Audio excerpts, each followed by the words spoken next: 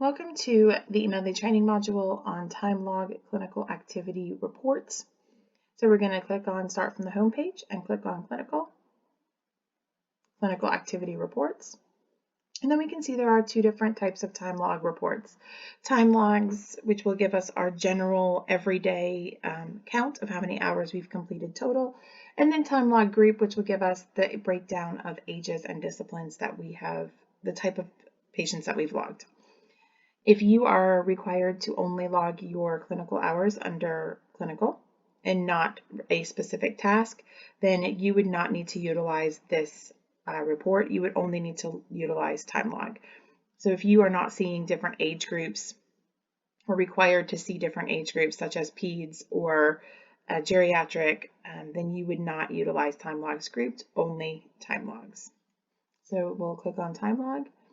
You'll put in your specific parameters. If you want to see the entire, how many hours you've done for your entire semester, then you could put in from the beginning. If you want to see for the entire time you've been in the program, you would set those dates accordingly as well.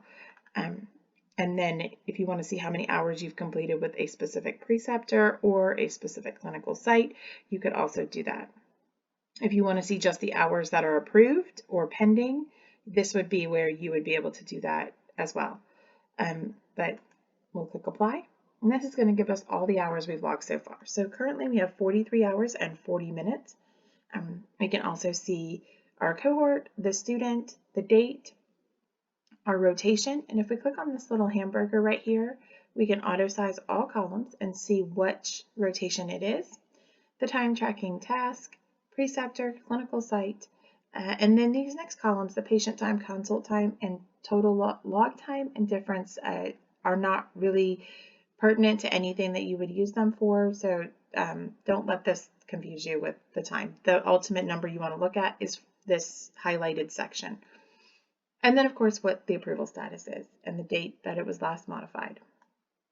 In order to make this a report that we would upload for our assignments, we would click Action, and then we'll drop it into an Excel spreadsheet.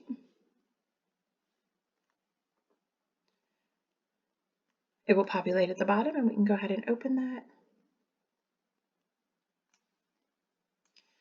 And then we can see here the total time that we need. You can save this and upload this as an assignment.